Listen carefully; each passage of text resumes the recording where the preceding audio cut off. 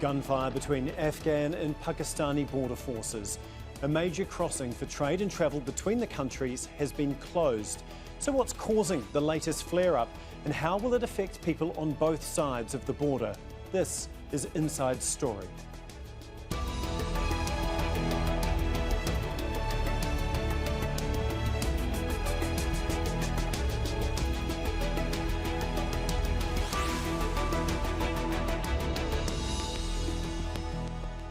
Hello, welcome to the program. I'm Tom Mcrae. The main crossing between Afghanistan and Pakistan has been closed for days, and border forces on each side have exchanged fire.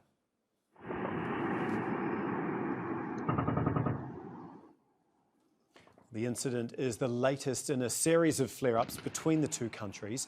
Afghanistan says it shut the border on Sunday after Pakistani security officials reportedly prevented Afghans seeking medical help from entering. Well, that's after Pakistan tightened security at its border crossings. Now, thousands of vehicles carrying travellers and goods are now stranded on both sides of the border, and traders and businesses are facing mounting losses. In the last few months, the countries have closed the crossing many times, and violence has often broken out. Pakistan and Afghanistan share a border nearly 2,600 kilometres long with 18 crossing points. The one in the border town of Torkham is the busiest. It's based nearly 180 kilometres from each country's capital. Well, Kamal Haider reports from the Pakistani capital, Islamabad. Being a landlocked country, Afghanistan is heavily dependent on trade across the border from Pakistan. There are two major crossings, one that connects Chaman with Kandahar, the other Peshawar with the eastern city of Nangarhar. This is also one of the busiest routes into Afghanistan. Both countries enjoy considerable trade, and both countries, of course, are facing economic hardships. The Afghan side has accused Pakistan of not adhering to the agreement. Unconfirmed reports saying that an Afghan patient was turned back from the border. Many Afghans come to Pakistan to seek medical attention. The Afghans are not happy with the way the Pakistanis have behaved. The Pakistani side, of course, wants that border to be reopened. Diplomatic efforts are underway, but on Monday, there was also an exchange of automatic fire, which led to fear among some of those people living close to the border areas to move from their homes temporarily. And also, according to custom officials, 300 trucks were now stranded on the Pakistani side, many of them carrying perishable items. So that translates into huge losses for traders on both sides.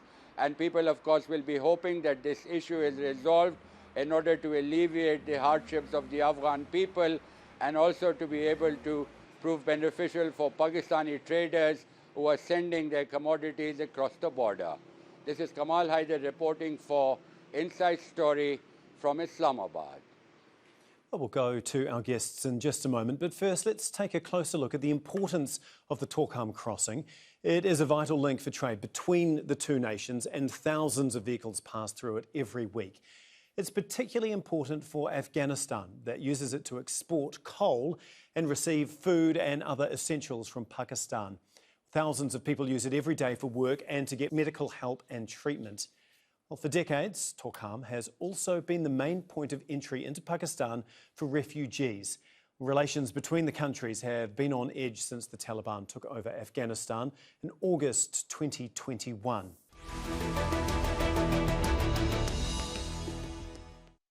Well, for more on this, I am now joined by our guests, Faiz Zaland, Professor of Political Science at Kabul University. In London is Orzala Nemat, Director of Development Research Group, a consultancy focusing on women and youth development in Central and South Asian countries. And in Islamabad is Ayaz Wazir, a career diplomat and Pakistan's former ambassador to Afghanistan. A warm welcome to you all. Thank you very much for being on Inside Story. Ayaz, I want to start by trying to figure out exactly what you think happened. I mean, have you been able to pinpoint exactly why the border crossing was closed? This border and the one which Kamal Haider also mentioned, Chaman, these are the two important crossing points, though there are others like Ghulam Khan and Angurada that also some transaction takes place. But the other two are the major links between the two. Now, what happened actually this day was that, according to the report, a patient was brought to Pakistan for treatment, and the unwritten agreement between the two sides for quite some time was that with each patient, one attendant would be allowed without a visa. This I heard from people around. I'm not privy to the official document. So on this day, the patient had one attendant with him, which was turned down, according to the media report by the Pakistani security, that you better get a visa and then come. So on this, the tension grew to this point that the Afghani gentleman on the spot, who was the senior one or in charge of the Torkham checkpost from the Taliban side, immediately closed the border, which still is closed. And so it flared up and the firing took place between the two. Now, this issue of the patient is not that important, but it flared up because the trust deficit between the two sides is an increase, gradual increase, since the Taliban have taken over. In fact, between Islamabad and Kabul, the trust deficit has always been there. At times it widens, then it comes down. Its roots are deep down in the early days of the creation of Pakistan. But let me leave that there. So the tension increases with some things like this, because the border management has been a problem between the two sides.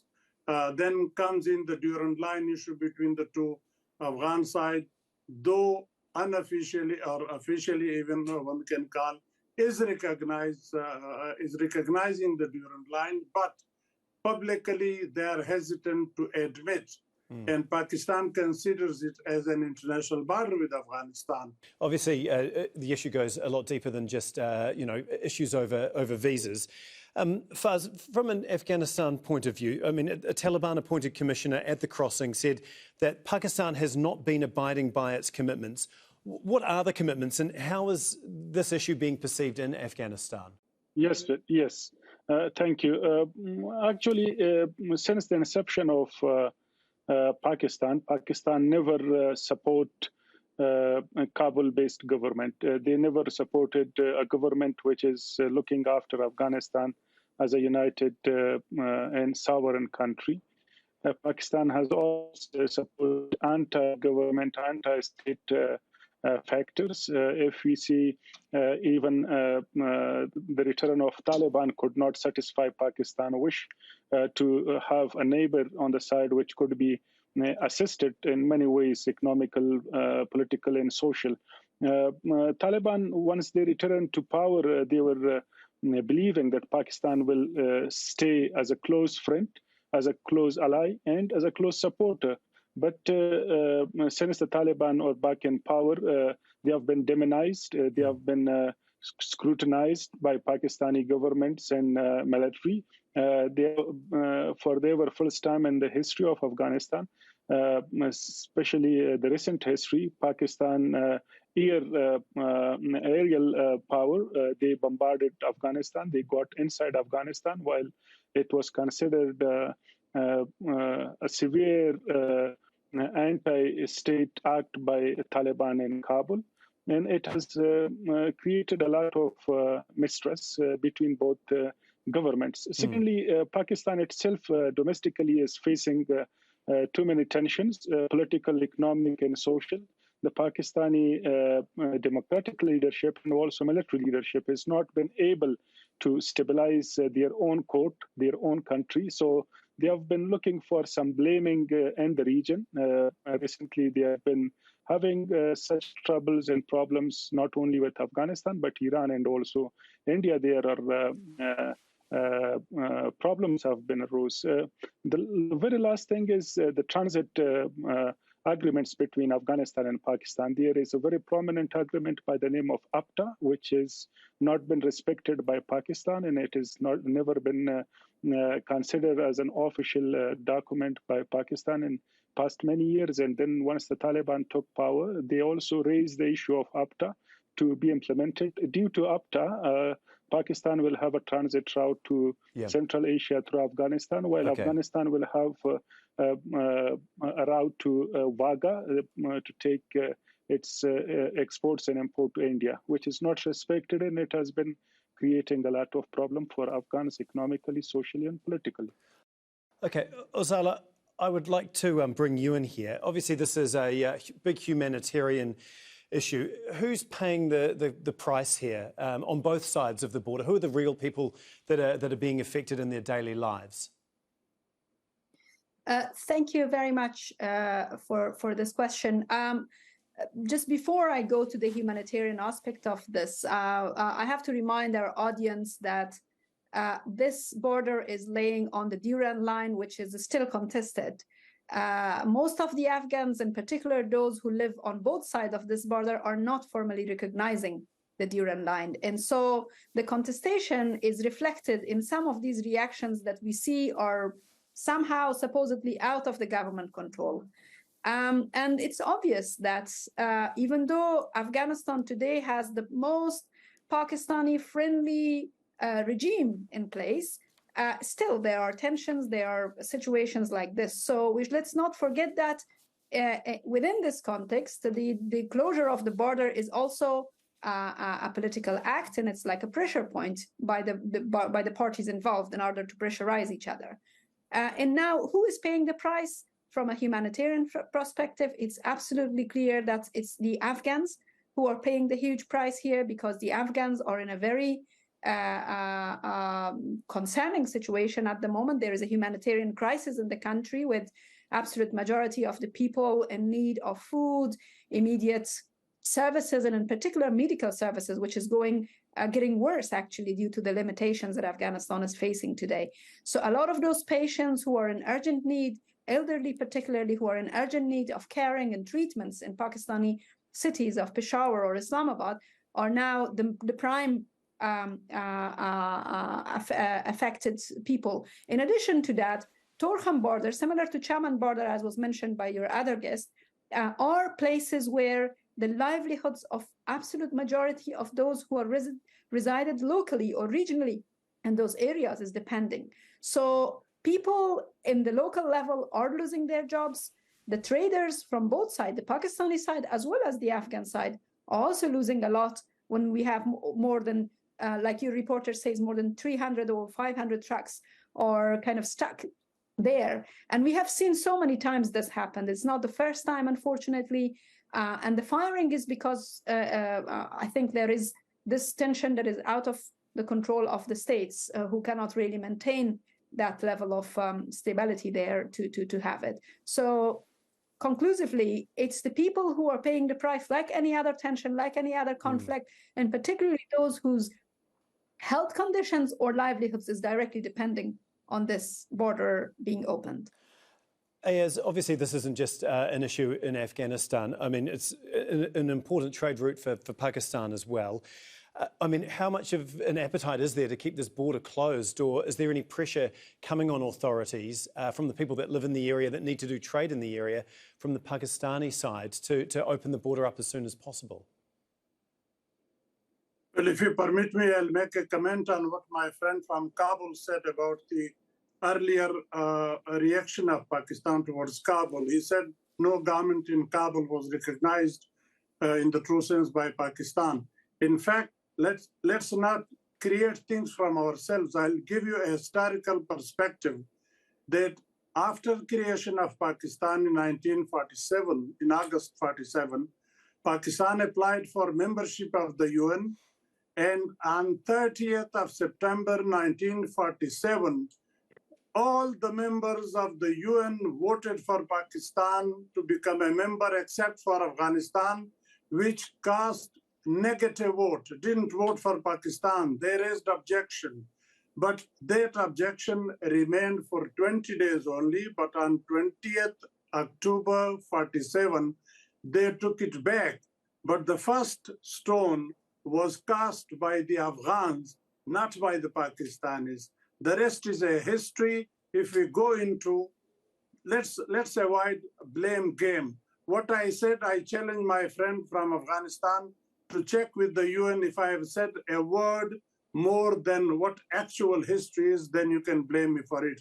But the first beginning was made by the Afghans, and they still have reservation on the Durand line, which we consider as an established fact, because that was done by the British government in 1893 when Pakistan was not there. It was a part of the Indian subcontinent.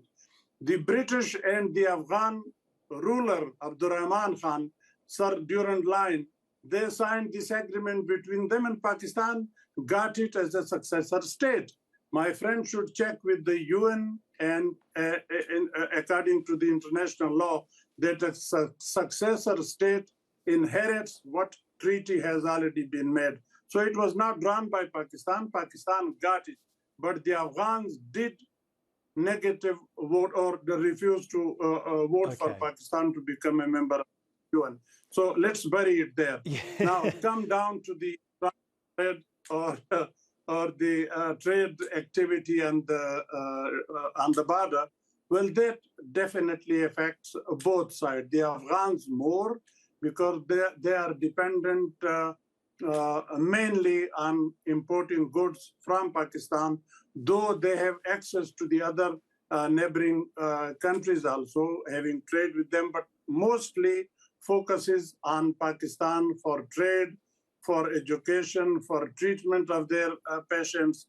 So this affects them mostly, but certainly our people near the border have close sort of links with it, because they mainly depend on this transit trade for their daily earning, because in the tribal area, there is hardly anything for people to live on. So this is the only source, I would say, of income of those people. So they are naturally concerned. They would love that the border remains open.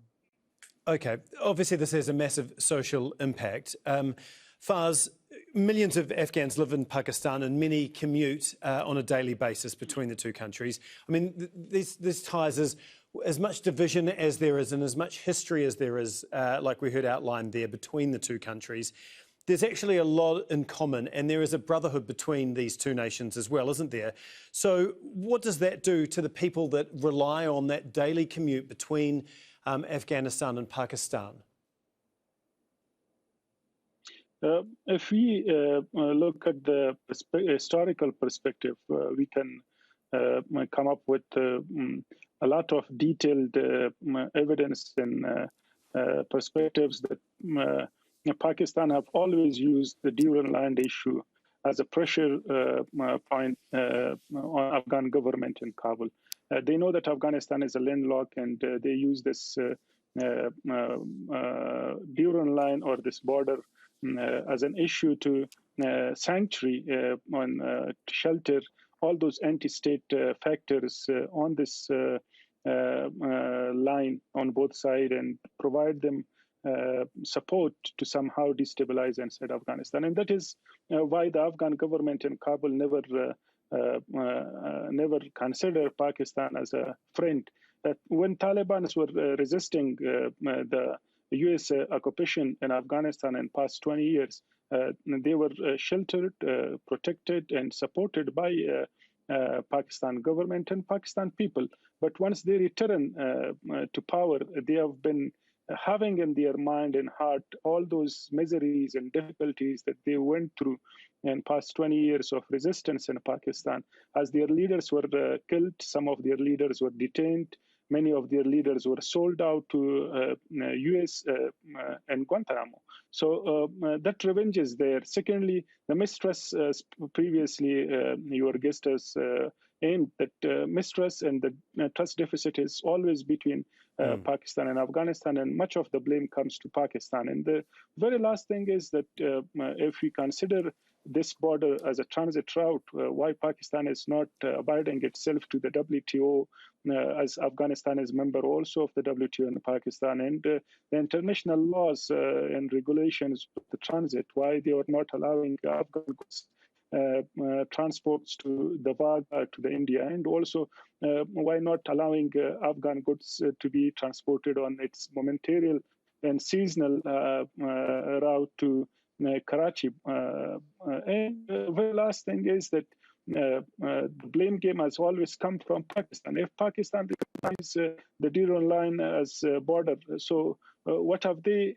done to this area, like to the development of this area, to the harmony and stability of this area, and what have been achieved by them? We know that still Taliban have been blaming regarding the recent attacks and resistance and turmoil that is going on since the Taliban took power to Pakistani side, that many of the attackers, many of the instability factors are still coming from that side, while Pakistan is blaming Taliban for Pakistani Taliban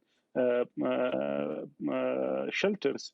And so that blame game is always there. But we should not forget that that Britain in 1893 have never signed an agreement with Afghanistan. It was a buffer zone, and Afghanistan at that time was playing a buffer state, and the region was considered as a buffer zone between the imperialist Anglo and Afghan government at that time. Yeah, indeed. I just want to move away from the history for the moment, and Orzala, you touched on this a little bit earlier, and I want you to expand on it. Many Afghans travel to Pakistan for medical treatment. Can you explain just how big an issue that is, and what's happening to them now, and are lives being put at risk with this border closure?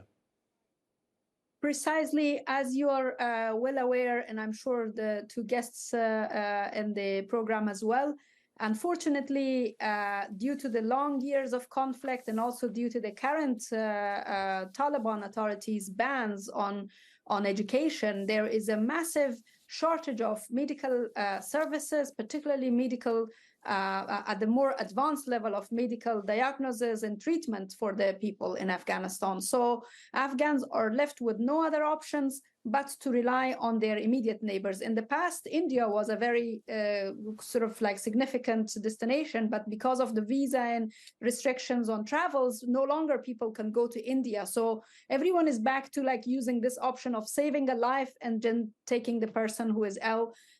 If we all look around, our relatives, our friends, our networks of people, everyone, on average, every family have been to Pakistan once or twice at least, just for the medical treatment. So it's quite significant.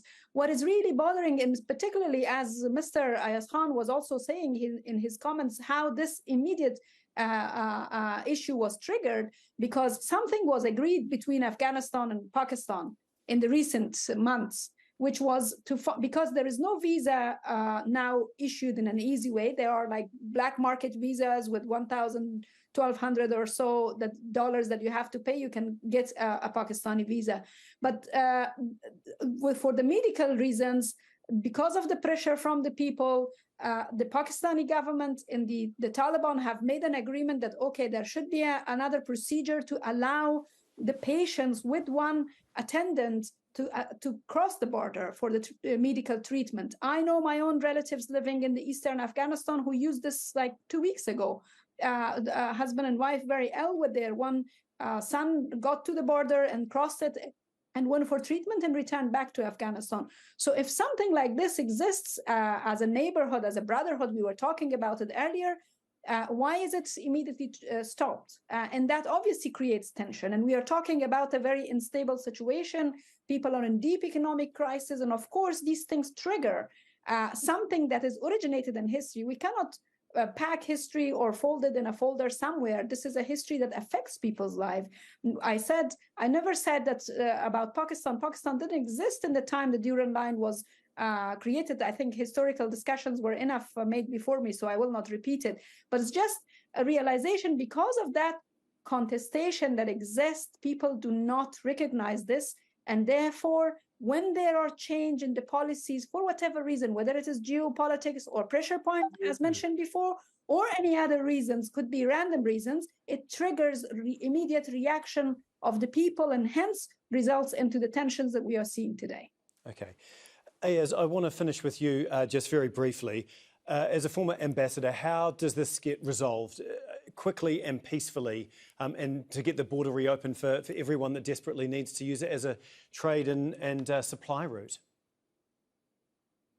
Well, give me just a moment to comment on why this triggers up so very often with the Taliban particularly.